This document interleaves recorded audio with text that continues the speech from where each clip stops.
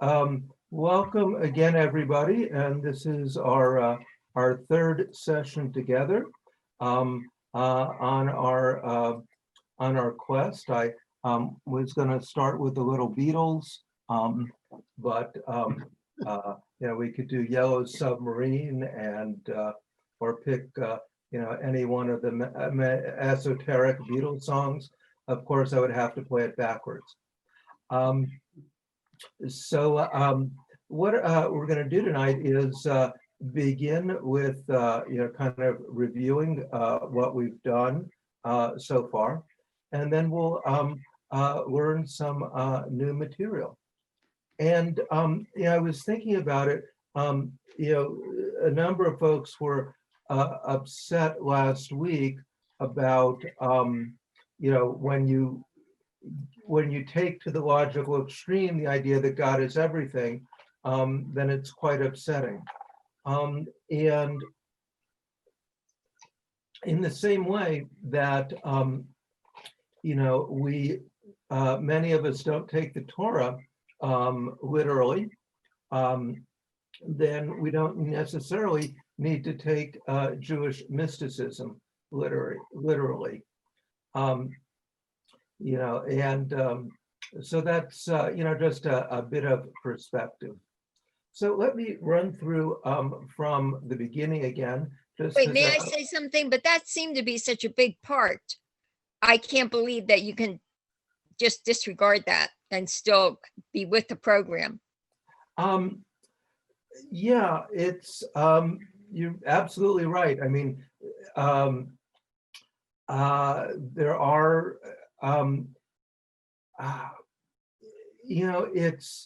it's written about just so rarely in the literature that they don't. It's just not it's not a major focus for the writers of this literature. It does become a great challenge, though, in the face of great evil. And there was a Hasidic rabbi, it's Kalonymus Kalman Shapira, who was born in the late 1800s, and he was, from he was called the Piazetzner from the town that he lived in, Rabbi, but he moved to Warsaw, and he was interred in the Warsaw Ghetto, and he continued to write his weekly Torah lessons even while in the ghetto. And when his wife and his son were killed, and we really see the struggle that he has. He didn't survive the war, and all of his writings he kept in a metal box, and on the box it said, if I do not survive the war, please bring this box to the Jewish community in Warsaw or to this address in Jerusalem. And the box was found and was eventually made its way to Jerusalem. And the work was published, and it's called Eish Kodesh, Holy Fire. And there you see a Hasidic Rebbe really struggling with this stuff. Maybe this year will be the year that I'll have one of my teachers do a lesson from the Piazetzner, since we're doing so much online. But you're right, it's a troubling idea.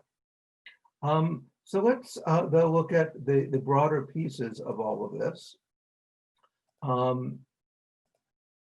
And again, starting at the beginning, a very good place to start. I did watch Mary Poppins this weekend, so it's, I just love that movie. So how does the mystic view the world? What's God like? How do the rabbis commune with God?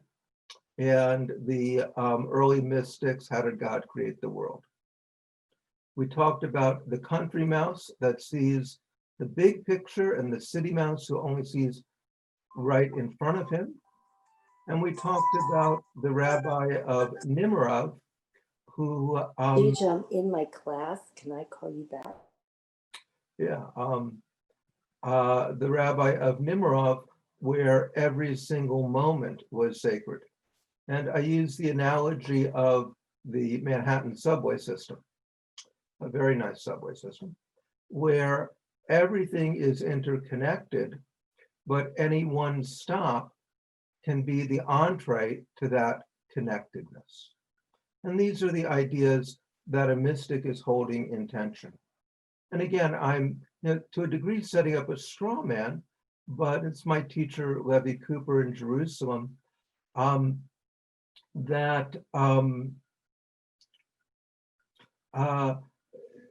looking at things from a religious point of view, we can hold two ideas that are conflicting in tension, and we don't need to resolve all controversies.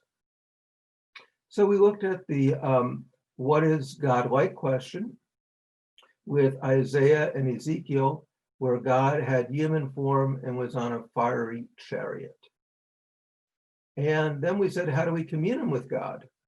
And the mystics would fast, and they would study, and they would do their mystical work late at night, and so that they could enter in to the palace of the divine. And then we said, how did God create the world? And we looked at this early mystical text called Sefer Yetzirah. And the idea is that God used the letters of the alphabet to create the world. It's kind of like the periodic table of the world. I'm sorry, And, what year did this start again?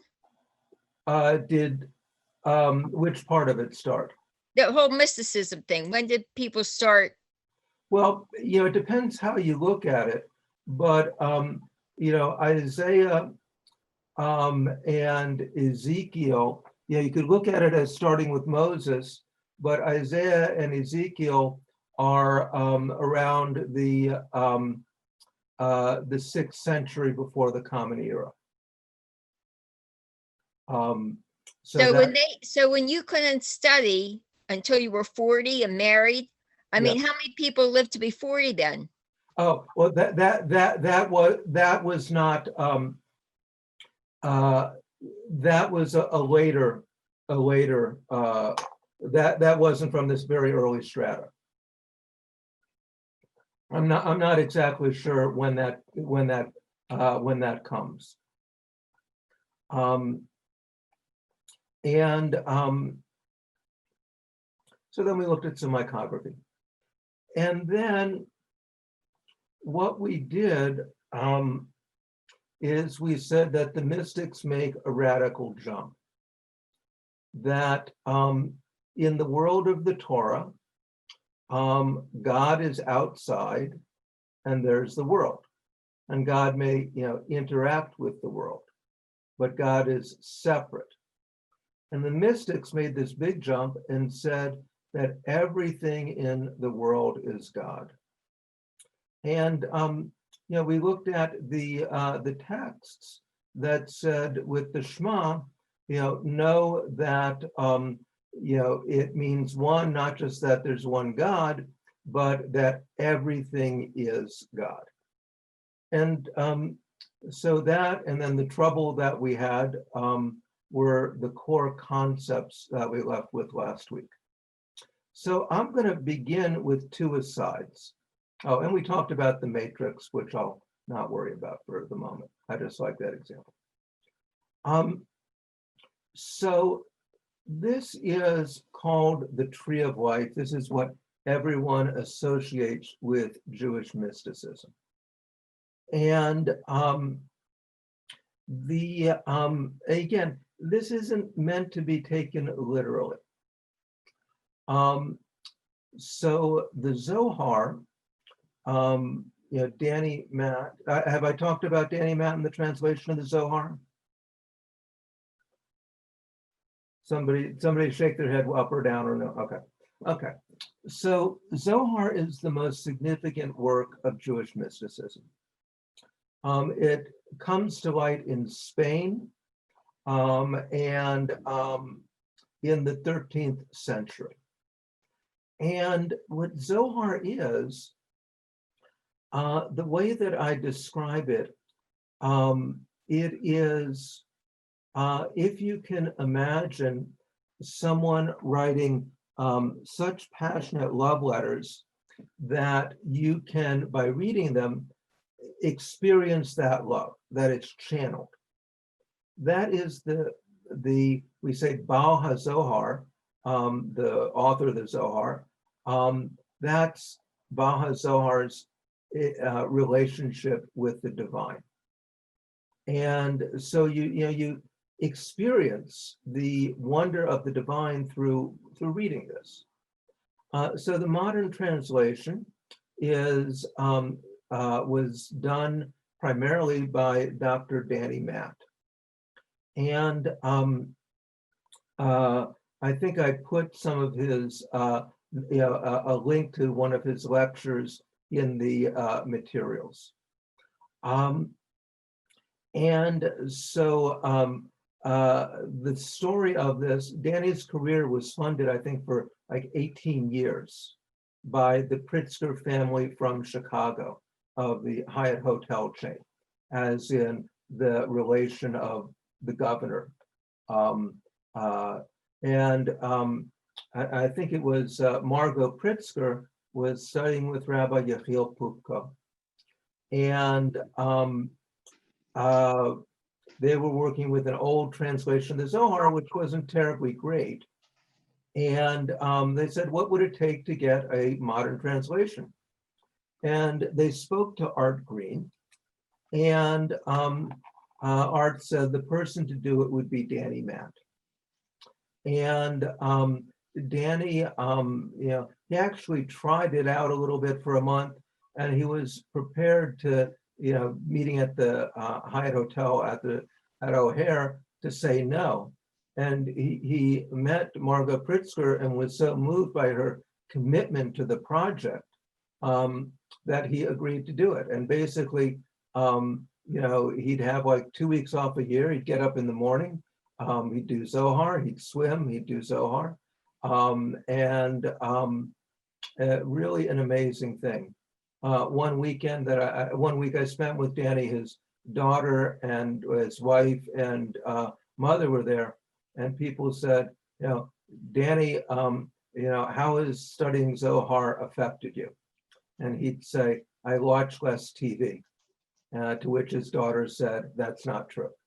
And of course, when we took a break, his mother encouraged us to buy the book and that Danny would autograph them. So this schema of the Tree of Life is not written out, in a systematic way in Zohar. It is written out systematically in a slightly earlier work called Sherei Ora, which means the gates of light. And what is happening is that we start with up here what is completely unknowable. And that's Keter or Ein Sof. And that leads to Chokhmah, which is wisdom, which leads to Binah. And then goes down to Chesed, Gevurah, and Tiferet. And Chesed, Gevurah, Tiferet, and the lower level, those are the levels that we can understand. So I'm not going to do a whole thing about it. I just would feel remiss if I didn't point it out to you. But this is actually a better way of thinking about it. It's not meant to be taken literally. And so, imagine up here we have the sun. And imagine trying to look at the sun. You can't do it. Ein Sof. And through the rainbow, you have different permutations of light. And that's like the different levels of divine awareness that happen until you get down to our world, where we can differentiate shapes with one another. Man, I don't even want to try to do this. This is a much nicer picture, by the way. I made this one. But you see that Ein Sof is here, and there are actually different colors associated. And you see the colors are lighter until they come down into the world of being. Okay. All right. Good. So have I told you all about the aura story and about the color of my aura? No. Okay. So Yes. as you can see, so when I was working as a hospital chaplain, there was a woman who was unconscious, and she got better over the weekend, and she asked to meet me. So about a month later, she came to the hospital. So I went down to the doctor's office and met her, and we were talking, and she said, I experienced your aura. And she said, I thought you were taller. And I was going to say, I have a tall aura. But I didn't. So I was at Kripalu, which is the largest yoga retreat center in the country. And they had a thing where you could have aura photography. Yeah. I'll spend $10 on anything just for the fun. So I held these two things, and they took a picture of my aura. And of course, then they were going to sell you things so that you could, hyper tune your aura. And then they gave me a list to interpret it. And I said, it's not particularly me. And then I thought for a minute, and I realized, I have a Jewish aura. And so who I am works really well with the colors of these colors. So, all right, let me see here. The other thing which I would feel remiss if we didn't do together is, where did we go? Wait, so what's the deal with the aura? I mean, I always hear about it. Yeah. So I don't what's know. the takeaway from this? I mean, so what? So I really, I was just having fun talking about aura and colors. So I really don't know. I just thought it was a funny story relating to what we were talking about. Okay. I thought it was funny too. Thank you. So now, so Tikkun Olam, that's like really big today in our world. I'm not a fan of Tikkun Olam. I'll tell you why. My teacher, Levi Cooper, in Jerusalem wrote an article about it. I agree.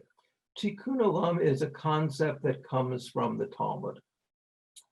And it is saying, and it's written a lot about in the tractate Gittin, where people are, which is about divorce. And you do certain things kind of with Tikkun HaOlam for the sake of peace. And then it is adapted by his, Arizal, Rabbi Isaac Luria of blessed memory. So basically, this is what's called Reuniting Kabbalah. And so in this concept, the whole world is God. And there's no room for creation. So God withdraws, it's called Tzimtzum, in order for the world to be created. And then God begins to send a very fine point of light back into the world. And God is sending the light into vessels. And the light was so strong that the vessels shatter.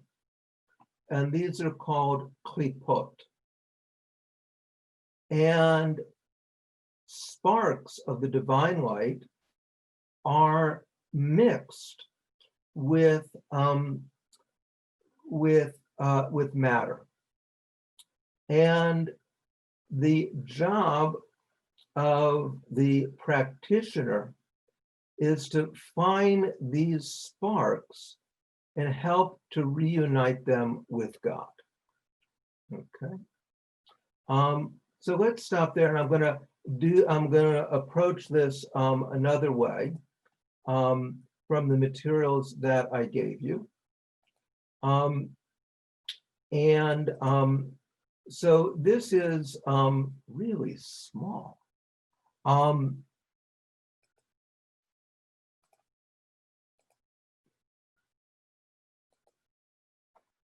So I want to blow this up so it's big enough for me to read. So this is by Joel Grishaber. Joel is really, I've known Joel for close to at least 40 years. And here is how Joel tells the same story. No one knows. Let me make it a little larger. Does that work for folks? Okay, 200% is okay. No one knows for sure how God created the world. But according to a book called Sefer Yetzirah, this is what happened. This is actually not in Sefer Yetzirah. In the beginning, there was only God. God was in all time. God was in all space. God's light filled all that was.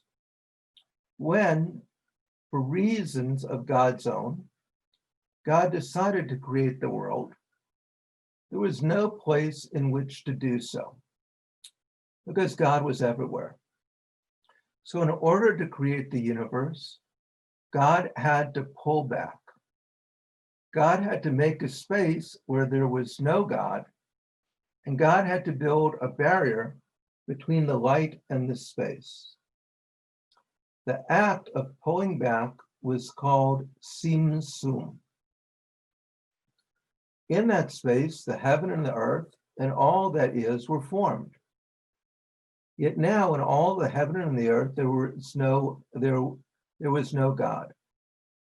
God's ways would have been unknown and unknowable because God's divine light was in creation. So creation had to move to phase 2. God let some of the divine light into the space. Sefer Yetzirah says that God breathed a little light back in, like exhaling after inhaling. This was called heat pashtut. Once the light was inside of creation, it had to have somewhere to go. Special containers called kelim were prepared to hold the light. But something went wrong. There was a cosmic accident. We don't quite understand why or how. Perhaps the light was too bright. Perhaps the kelim were not strong enough. In any case, they broke. The universe was filled with Nitzozot, sparks of God's light, and Kelipot, broken pieces of kelim. The accident was called Shvirat HaKelim. The world in which we live is filled with Nitzozot, the sparks of God's light, and with Kelipot, useless pieces of broken shells. We're left to figure out which is which. But Sefer Yetzirah says even more. Jews have a job to do. We have to gather the sparks of God's light and do Tikkun Olam, repair the world. The Jew is supposed to be a fixer, God's partner in completing creation. Okay, so let me pause there for comments, questions, rebuttals. So, basic concept. God fills everything. God pulls back. God, one second, Toby. God is sending the light into vessels.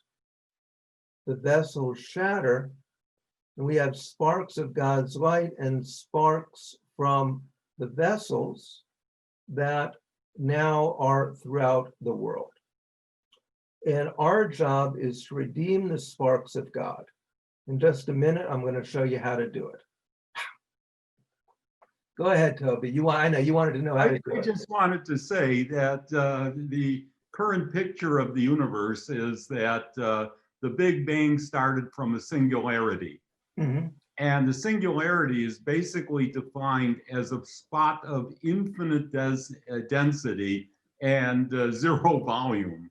So in a sense, you could consider the singularity as being this Tzimtzum, if you will, of God concentrating in one infinitely small place of infinite density, which then explodes and goes out. And at one time, it was thought that the universe was going to be expanding, but then the mass would pull it all back into a singularity.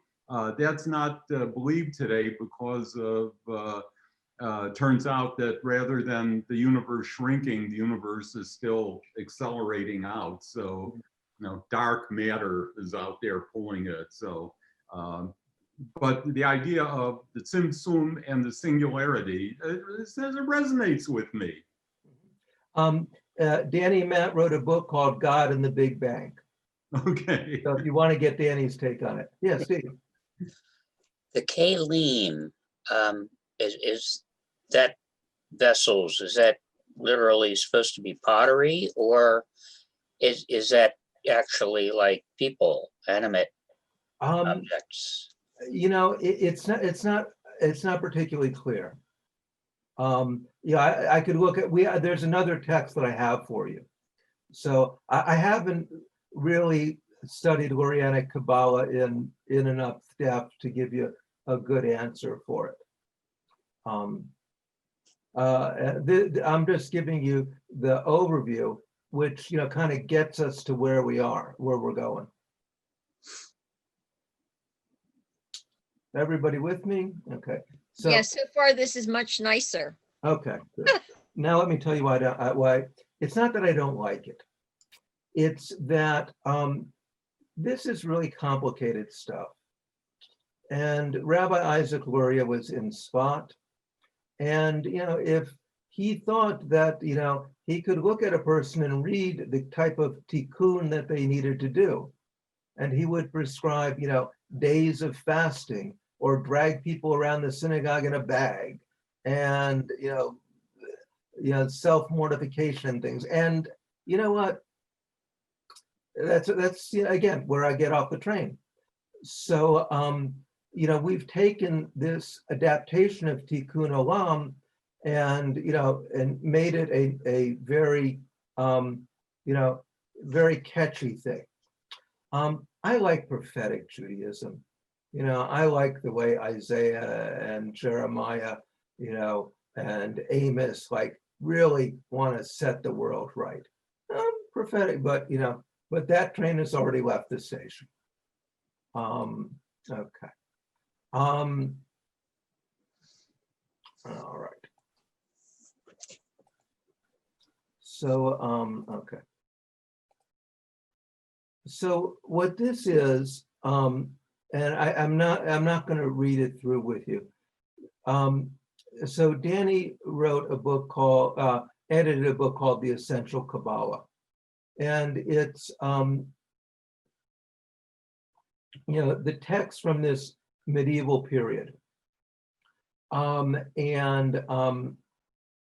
So this is the actual source. and that you can look at.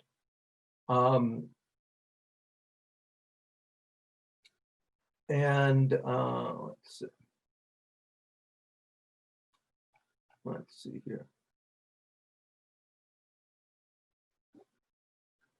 All right.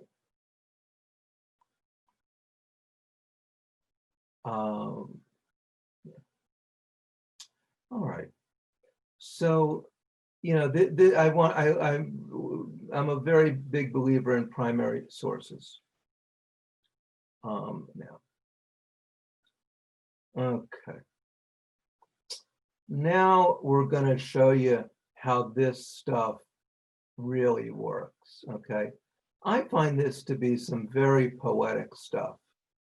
And so we have two pieces left that we're going to do, maybe three.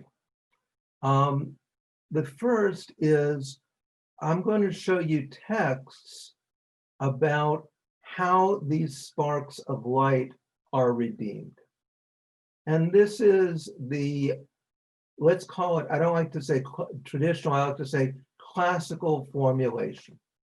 So this is the formulation that, you know, people that are observant, so like when every once in a while, you know, I like to go to different seders, I'll end up at a Chabad seder.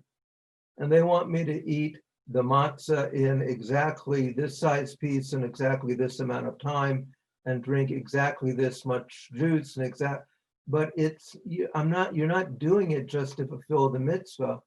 You're doing it because you're redeeming sparks. So they, you know, that is, you know, the literal process here. So the purpose of the soul entering the body is to display her powers and actions in this world, where she needs an instrument. By descending this world, she increases the flow of her power to guide the human being through the world. Thereby, she perfects herself above and beyond, attaining a higher state by being fulfilled in all dimensions. If she is not fulfilled both above and below, she is not complete. Before descending to the world, the soul is emanated from the mystery of the highest level. While in this world, she is completed and fulfilled by this lower level. Departing the world, she is filled with the fullness of all worlds above and below. At first, descending to this world, the soul is imperfect. She is lacking something. By descending to this world, she is perfect in every dimension. That's pretty cool. I find that very poetic. I like things being completed. And so now here is the way that we do it. Wait 1 second. So why did they use she? She is, the word for soul is neshama, which is a feminine word.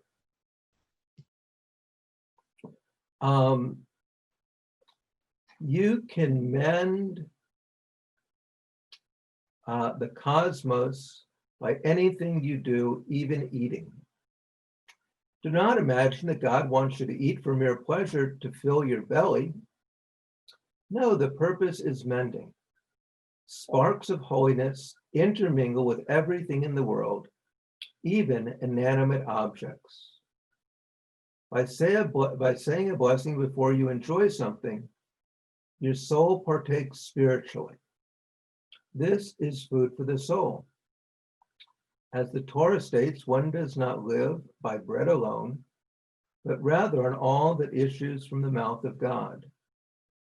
Not just the physical, but the spiritual, the holy sparks springing from the mouth of God, like the soul herself, breathed into us by God. So when you are about to eat bread, say the motzi, blessed are you, Adonai our God, sovereign of the world, who brings forth bread from the earth.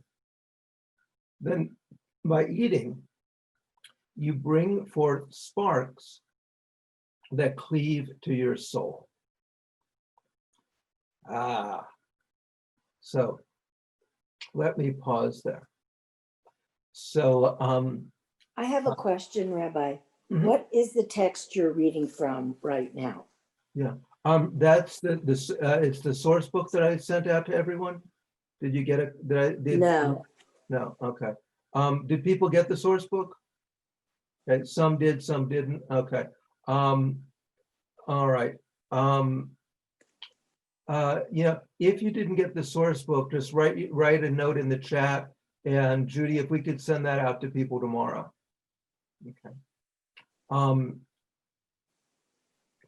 So it went out to the folks that that had originally registered for the course, I think.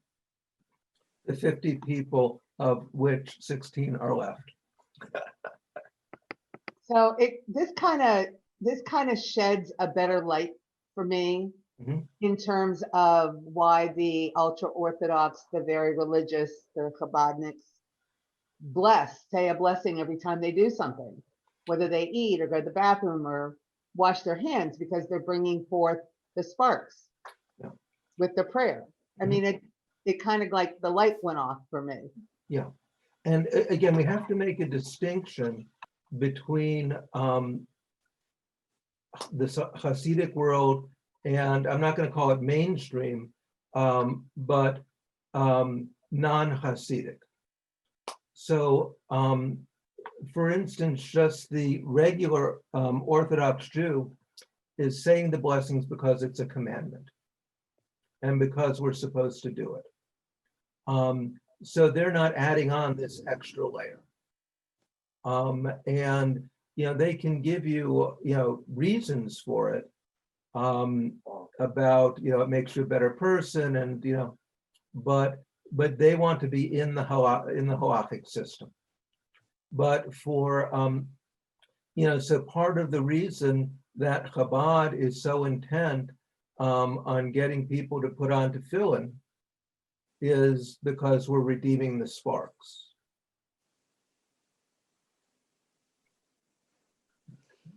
So, everybody with me?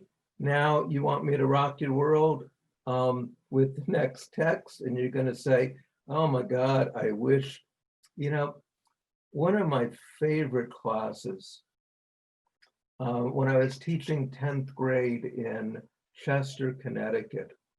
I have a series of sessions I do about Jewish ideas about God.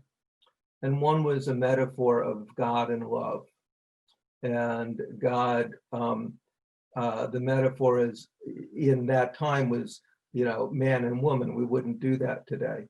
As one of my lesbian friends says, a woman needs a man like a fish needs a bicycle. But talking about romantic love, and it was like too much for the kids to handle. They said, Rabbi, please stop teaching us this. That was a great night. All right. Let's see if I've got the next one. All right. So the next one is sort of, is a PG, and then we're going to go to the R-rated. Now, Rav Kook was the first chief rabbi of Israel. Okay. We constantly aspire to raise the holy sparks. We know that the potent energy of the divine ideal, the splendor at the root of existence, has not yet been revealed and actualized in the world around us. Yet the entire momentum of being approaches this ideal. The ideal ripens within our spirit as we ascend. As we become aware of the ideal, absorbing it from the abundance beyond bounded existence, we revive and restore all the fragments that we gather from life. From every motion, every force, every dealing, every sensation, every substance, trivial or vital. The scattered light stammers in the entirety, mouthing solitary syllables that combine into a dynamic song of creation. Sprinkling, then flowing, this light of life is suffused with holy energy. We raise these scattered sparks and arrange them into worlds, constructing within us in our private and social lives. In proportion to the sparks we raise, our lives are enriched. Everything accords with how we act. The higher the aspiration, the greater the action, the deeper the insight, the higher the aspiration. Wow. Isn't that beautiful?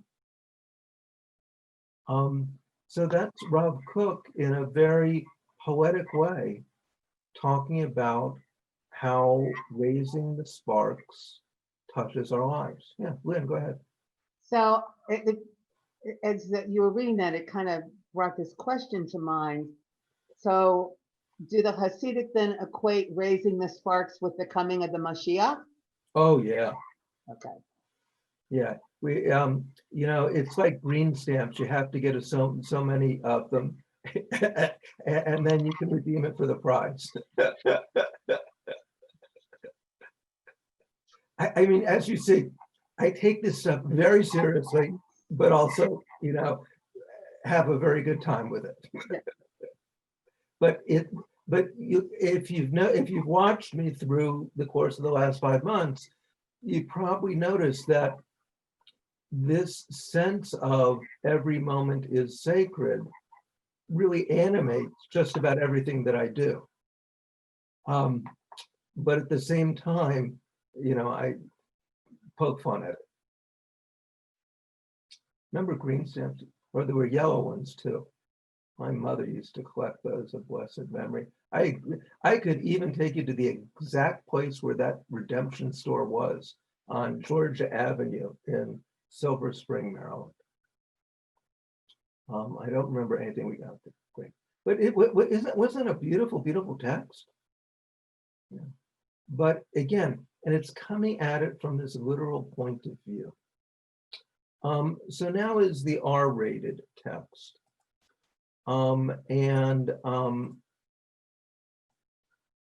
But this shows you the depth of how this point of view is managed. And from here, we're going to go to a modern application. I once heard a chaste man bemoaning the fact that sexual union is inherently pleasurable.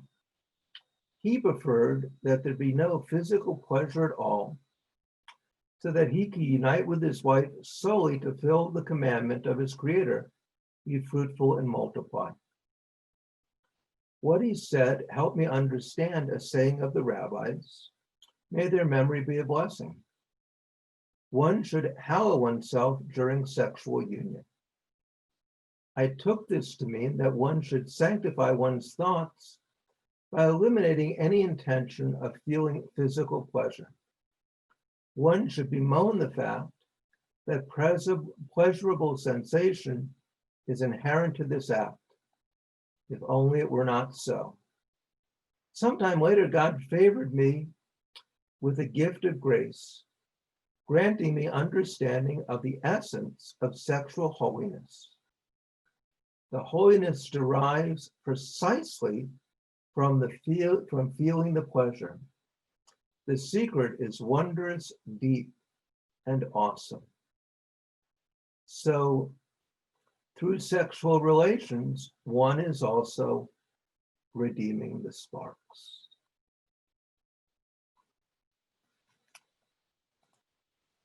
So you see how complete this system is. So questions, comments, rebuttals, thoughts, comfort, discomfort, I like it, I don't like it. Well, first, everybody's with me on this little journey so far? Okay. It kind of gives a new meaning to seeing sparks. Yep. So, Someone had to say it. Yeah. Okay, if I'm going too fast, stop me. So what we're going to do now, though, is, like I said, Art Green says this is psycho-spiritual literature. So the person in the Hasidic world is reading this as an instruction manual. But the other way to read it is to read it as poetry, expressing our aspirations. And when I was first studying with Art, and he does this every couple of years, the Hasidic masters would write, and they really only had small groups of inner disciples, what were called hanhagot. Their vision for how to lead life. And so every few years, Art will redraft his hanhagot.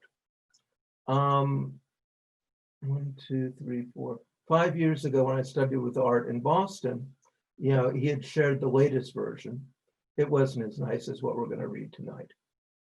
I think this version comes in Ehyeh, a Kabbalah for Tomorrow, and could also be found in an anthology by Eben Leader. And I think I think this is still the original draft that Art shared with me. I just love this. And you also see how what you're going to see here is how Art takes this concept of everything being interconnected and really actualizes it in the world. And that's what I find really magnificent about this. So I keep setting myself up. Art, it is just wonderful to live. Art teaches at the highest level, but also at a very accessible level. And to listen to Art, you feel the care that he has for the neshama of the Jewish people. And it is so, and and you get it, and Art has this really unique voice. It's really, I can send everyone around a lecture that Art recently did. I want to listen to it first. So remember, Art is really one of the, kind of grandfathers of Neo-Hasidism and Jewish renewal. The Jewish renewal is Rabbi Zalman Schachter Shalomi. And there was a group in Boston that created Chavarat Shalom, which was the first Chavarah. Part of it was to have a seminary to study so they didn't get drafted into the Vietnam War. And so let's read like 2 or 3 and we'll see it. I think I just want to call Art and ask him to read this out loud. Know that all of life is holy. All exists within the one. There is no time or place in which God's presence cannot be found. Meditate on this each day. Think about it at home, while commuting at work, and back at home. You know what? Okay. So let's do it again. Know that all of life is holy. All existence exists within the one. There's no time or place in which God's presence can't be found. Meditate on this each day. Think about it at home, while commuting at work, and back at home. take responsibility for your own spiritual life. It is we who lock God out of our lives. Therefore, open your heart. Train your heart to fill up with God's presence and God's love. Be aware in each moment, no matter where you are or what you are doing, of the divine radiance within you and all about you. Train yourself to see the miracle of each day's arrival and departure. Celebrate the two sacred times of day, dawn and dusk, with prayer. And let me correct that.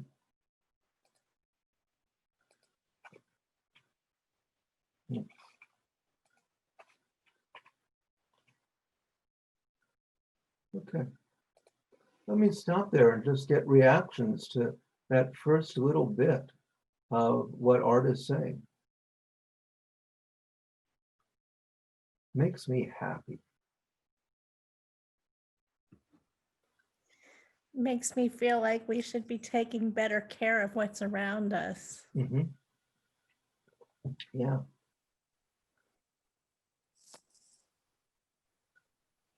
I like this. This is something I can relate to. Me too. I think it's also about being very thoughtful and purposeful. Mhm.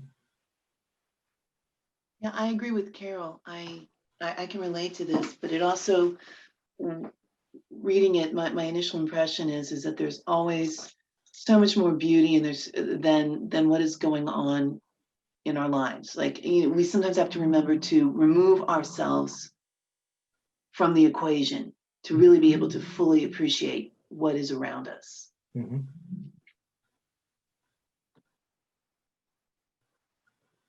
Yeah, it's you know, I just love this. I really do. And so he's going to take us, you know, through each part of our lives with these ideas.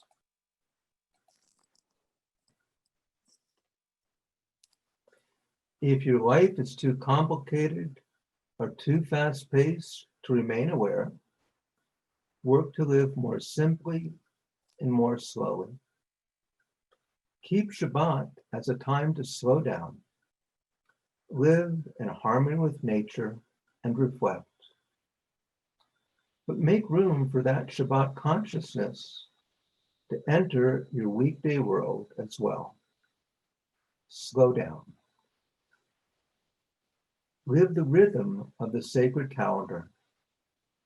Shabbat holiday season, as rich with traditional forms, or as simply as your spirit desires. Remember, it is you who have to fill these forms with God's presence.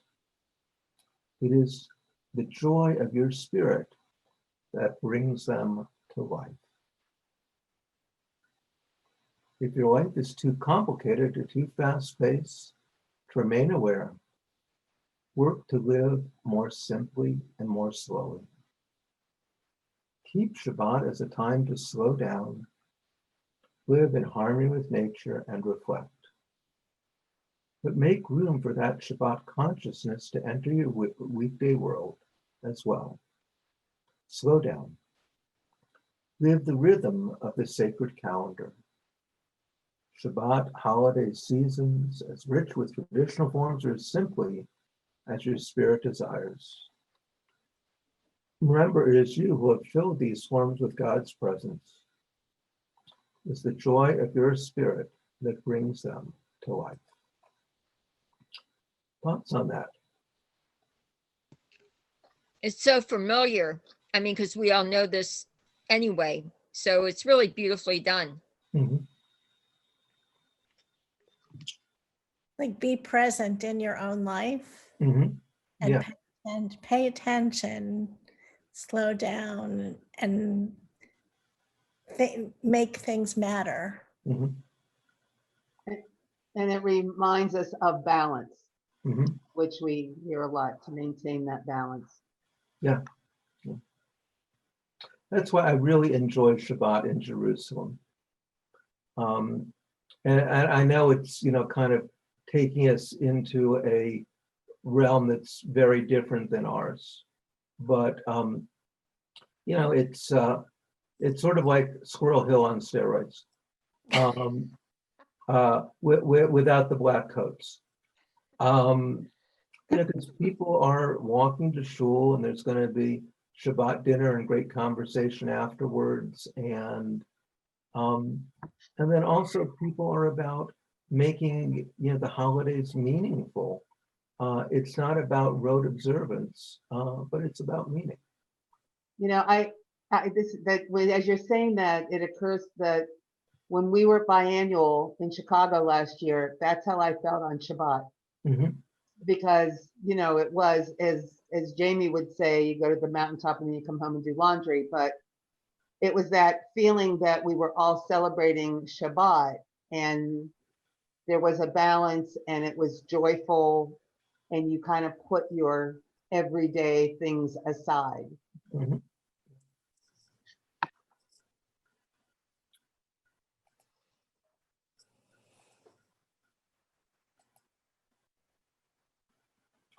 Study Torah every day. Choose those texts, method of learning, classes, and study partners that make the experience of learning challenging and exciting. If Torah learning is dull, you're doing something wrong. If it's exciting to you, teach it to others. Share with others the fullness of spirit that flows from your religious life. Give to others beyond measure, just as no one has measured the great gifts you receive. Give of yourself. Give time, not just money. Give directly, not just impersonally. Above all, give love. Study Torah every day. Choose those texts, methods of learning, classes and study partners that make the experience of learning challenging and exciting. If Torah learning is dull, you're doing something wrong. If it's exciting to you, teach others. Share with others the fullness of spirit that flows from your religious life. Give to others beyond measure, just as no one has measured the great gifts you receive. Give of yourself, give time, not just money. Give directly, not just impersonally. Above all, give love. Thoughts on those two? Well, study of Torah isn't always sitting and reading a book. Mhm. There's Torah all around. So you can study Torah by taking a walk in the woods or listening to music or painting a picture. There are many ways to get something out of Torah. So, so we don't consciously study Torah every day, but in many ways we do study Torah every day. Mhm. So I was, looking over it and listening to a presentation from one synagogue about their strategic plan. And their strategic plan essentially has three pillars. One is membership engagement, one is governance, and another is financial well-being. That's nice enough, but could you imagine building a congregation based on this document from Art? What might that congregation look like? Now then you got something. Yeah. Well, if the prime reason about your congregation is all about money, then you've lost the focus for why your congregation is there in the first place. Yeah. No, and this was it was a very, very, very, very thoughtful. But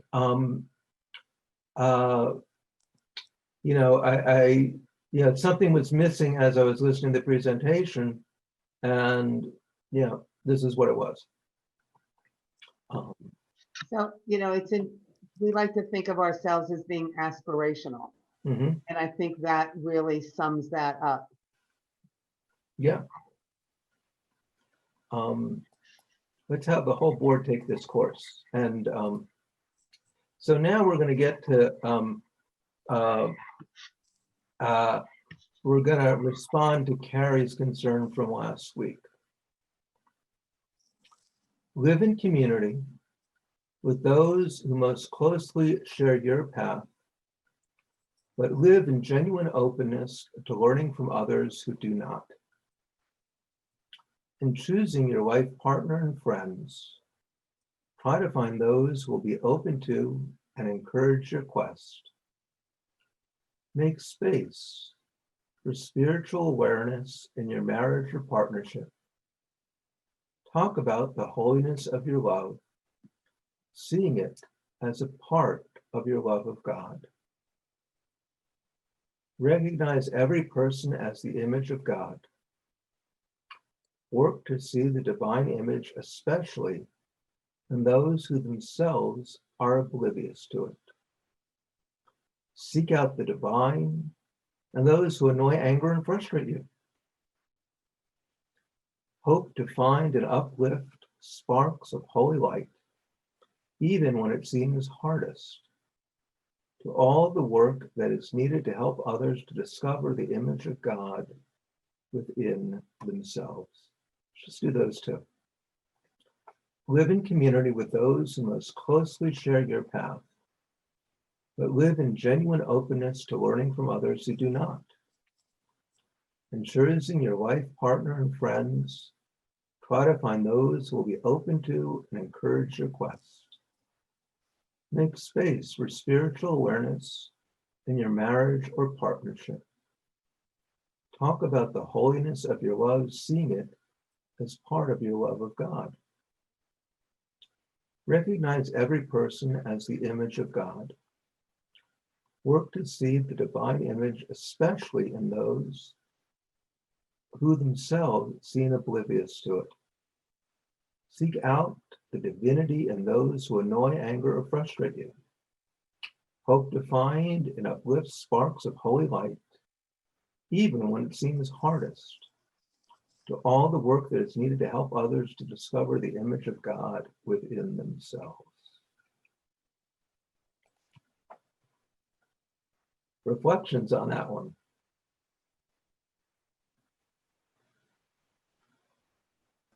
Yeah, I get that, but what we were discussing last week was, sheer evil is sheer evil. I don't care who you are. We can sit and debate it all night, but sheer evil, call it evil, it's not right. Yeah, and the next one he's going to talk about evil. But you see what he's done poetically is he's taken the literal concept of the sparks and transformed it into a poetic way of aspirational living, and that's what I find really beautiful. Okay, are we ready to confront evil? I don't know that this answer is going to be satisfying. One of the reasons I wouldn't be a writer is Harold Kushner quotes, wrote "And Bad Things Happen to Good People." In the book, he quotes Milton Steinberg, who says, has the phrase, the scaffolding on the unfinished edifice of creation. Whew, what a phrase. There's sometimes when people just put words together in the absolute right way.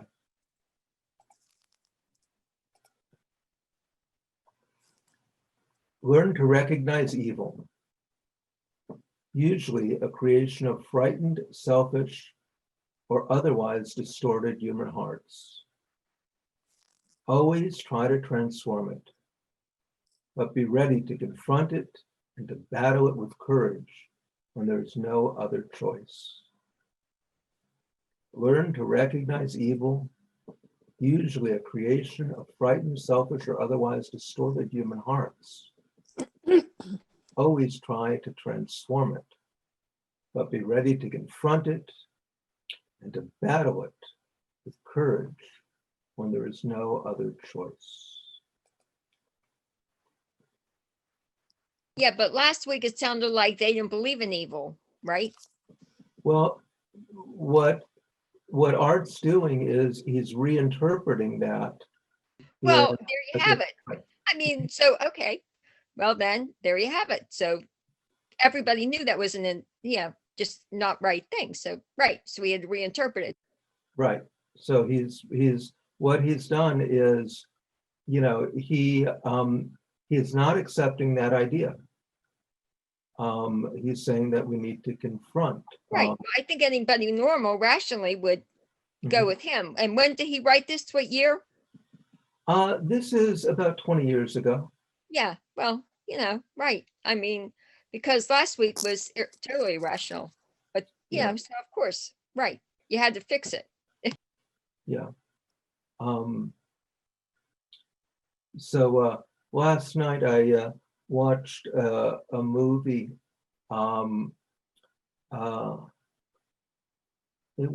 The title is a flip on A Farewell to Arms. It was something like A Farewell to Spies, but it told the story of women who were spies during the Second World War, and it was a really neat piece, and it was essentially based on the biographies of two women. One who went on to become the first woman intelligence operative for the CIA and other things like that, and one who was killed. But the woman who was killed was of Islamic Sufi descent, and her name was Noor, and it's you are the light within you. But you felt that sense of deep commitment to fighting evil. So let's bring it together, and you'll see he also brings it together in a beautiful way. Oops.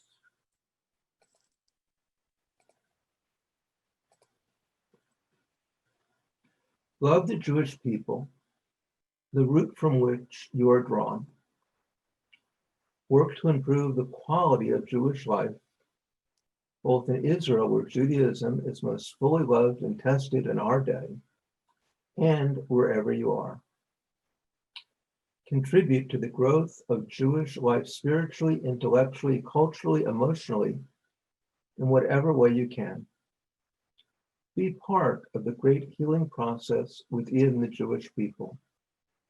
Their pair of feelings and attitudes created by centuries of persecution and by the terrible Holocaust of the past century, a healing that is not yet completed. Work towards the expansion of the sacred into new realms, the creation of new religious forms appropriate to our age. Treat Judaism as a growing, dynamic tradition, one that wants to creatively engage the future as much as it wants to preserve the legacy of the past. Love the Jewish people, the root from which you are drawn. Work to improve the quality of Jewish life, both in Israel, where Judaism is most fully lived and tested in our day, and wherever you are. Contribute to the growth of Jewish life spiritually, intellectually, culturally, emotionally, and whatever way you can. Be part of the great healing process within the Jewish people. Their pair of feelings, attitudes created by centuries of persecution, by the terrible Holocaust of the past century, a healing that is not yet completed. Work towards the expansion of the sacred into new realms, the creation of new religious forms appropriate to our age. Treat Judaism as a growing dynamic tradition, one that wants to creatively engage the future as it wants to preserve the legacy of the past. Almost right at the big finish. One of the things that we'll see, we see it in Boston, we see it on the Upper West Side of Manhattan, we see it in areas of Israel. This real, very creative Jewish spark. This is where Rabbi Gorbin and I are having a debate. So there is a mikveh called Mayim Chayim in Boston, which is, modern additional uses of the mikveh. And I'm thinking it would be nice to have a presentation by them. So I may do that. The other reason that I like it is that the director is one of the students from the synagogue where I worked for 18 years in New York. So that's always kind of fun. So All why right. do we have to keep relearning these lessons? It's amazing, isn't it? Mhm. We always have to keep relearning it. We had to relearn it at the Holocaust. Why do we always have to keep relearning these things? What's your answer? Because we're not perfect. Mhm. Because why? I'm sorry. We're not perfect. Well, that's true. There are a lot of distractions in our life and we lose track and we sidestep and we have to relearn and come back all the time. We're always learning and trying to do better. And at least most of us are. And I really like this. I especially like number 12, recognizing that Judaism is a living, growing thing and that it evolves with us. I really like that, as opposed to my grandfather's Judaism. Yeah. And let me share with you the last piece. I have a few more pieces in here, but when we're done. Share the witness of God's oneness with all who want to receive it. Witness by public prayer, by teaching, but mostly by doing. Wait, I have two more. Yeah, okay. Open your heart to be inspired by them without losing confidence. I'm sorry. Be willing to share in mutual witness with those of other faith paths. Open your hearts to be inspired by them without losing confidence in the path that is your own. Not so simply put. Took me a whole sermon to say that last Friday night. Resolve once again that all of existence is divine. Devote yourself to the healthy preservation of life, your own, that of people around you, but also of all creatures on our much threatened planet.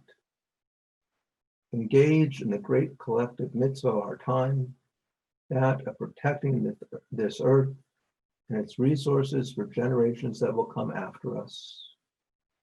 Come to see humanity as part of the greater chorus of all creatures, each one an embodiment of divinity and a vital singer in life's great complex, painful, but ultimately joyous and triumphant song. Hallelujah. Read it a second time. Share the witness of God's oneness with all who will receive it. Witness by the public prayer, by teaching, but mostly by doing. Be willing to share in mutual witness with those of other faiths. Open your heart to be inspired by them without losing confidence in the path that is your own. Recognize once again that all existence is divine. Devote yourself to the healthy preservation of life, your own, that of people around you, but also of all creatures on our much threatened planet. engage in the great collective mitzvah of our time that are protecting this earth and its resources for generations that will come after us. Come to see humanity as part of the greater chorus of all creatures, each one an embodiment of divinity and a vital singer in life's great complex, painful, but ultimately joyous and triumphant song. Hallelujah. Wow. So how are we feeling with that thing? That was good. And all I can think of is Earth Day, because that started around 20 years ago, right? Mhm. In the Yeah. 70s. Yeah. Mhm. So, oops. No. That's So, more the meaning of the Tikkun Olam that I think we all practice in terms Excuse of me? repairing. I said that embraces more the Tikkun Olam that we all try to practice, which is truly repairing the world and taking on Mhm. the responsibility, and that is godlike. Yeah.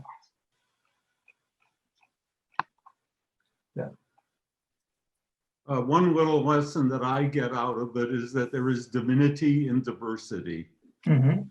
that we, I read one of Arthur Green's books that's called something like Judaism's 10 Best Ideas. Yeah. Uh-huh. And I'm new to Judaism, and it was so beautifully written and so positive and attractive and engaging. And I was just like, this is the greatest thing. Mhm. It was so clear, and I just think he's amazing. Yeah, he really is. And so he just seems like he was so totally sincere that what he was writing was the truth, the deep Mhm. truth. And I was very inspired by it. I think this is very beautiful too. Thank you. Oh, you're welcome. Yeah, this is it's yeah, and hopefully you see it. We could have started with this, but you really see how it traces from those beginning roots through, and how, at least in my mind, you needed all of that background to really appreciate what Art was trying to say and what he was trying to do. And so I, find it absolutely amazing. Yeah, I love this. Truly words to live by. Mm-hmm. Yeah. Yeah, it's it's just yeah. It took me about 20 years to put these materials together. Well, And- thank you for sharing them. It's nice to have a copy that we can refer to down the road. So, Yeah, and there are a couple other goodies in here that I'll point out to you. But it really, and this is why I just find this so incredibly rich and meaningful. And it speaks to me. Okay, you want to see a couple of last ones? Yeah, I'll point them out to you. All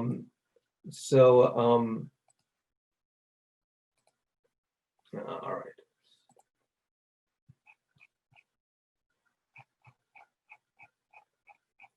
All right. So,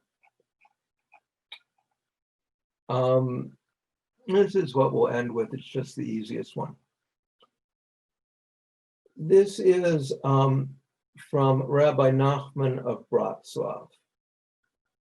And it talks about finding the spark of goodness in every person. And you can read it on your own, and it will sort of blow your mind. Love that one. This is a piece by Larry Kushner, and it's from the Book of Miracles, and it's just a sweet piece. This last piece is by Rav Kook, and it would do it an injustice to. So here's the thing about it. If you just read it in and of itself, the poetry of the piece is so beautiful. Yeah, so let's not worry about all the extra layers of meaning with it. Let's just listen to, because the piece in and of itself lifts you up. There is one who sings the song of his soul, discovering in his soul everything, utter spiritual fulfillment. And pardon the use of the male language here. There's one who sings the song of his people, emerging from the private circle of his soul, not expanses enough yet, not yet tranquil. He strives for fierce heights, clinging to the community of Israel in tender love. Together with her, he sings her song, feels her anguish, delights in her hope. He conceives profound insights into her past and her future, deftly probing the inner awareness of her spirit with the wisdom of love. Part of this takes on extra meaning for me because we spent a day walking around Tel Aviv in the footsteps of Rav Kook. There's one whose soul expands until it extends beyond the border of Israel, singing the song of humanity, and the glory of the entire human race, and the glory of the human form. His spirit spreads, aspiring to the goal of humankind, envisioning its consummation. From this spring of life, he draws all his deepest reflections, his searching, striving, and vision. Then there is one who expands even further until unites with all of existence, with all creatures, with all worlds, singing a song with them all. There's one who ascends with all these songs in unison. The song of the soul, the song of the nation, the song of humanity, the song of the cosmos, resounding together, blending in harmony, circulating the sap of life, the sound of holy joy. Isn't that just so beautiful? Yeah, that's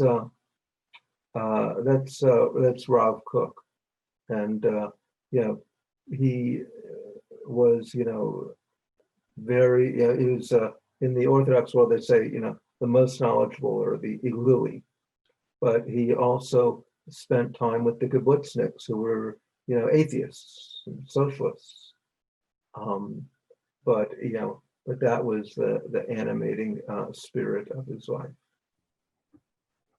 Great. Any last thoughts? This reminds me of a song Mhm. that I learned at the choral festival called La'ela, and I'm not sure if it's taken from this text, but it's a song by Nick Page, and I think you should look for it because I think you would like it. It reminds me of this so much. Mhm. Yeah, Lovely. yeah, it's and so that's the gift that I find that the tradition of mysticism, and I use mysticism because it's what we're doing is we're spanning 3,000 years, and Kabbalah is just one subsection of that, and yeah, it's fun. Yeah, it was really interesting and I thank you.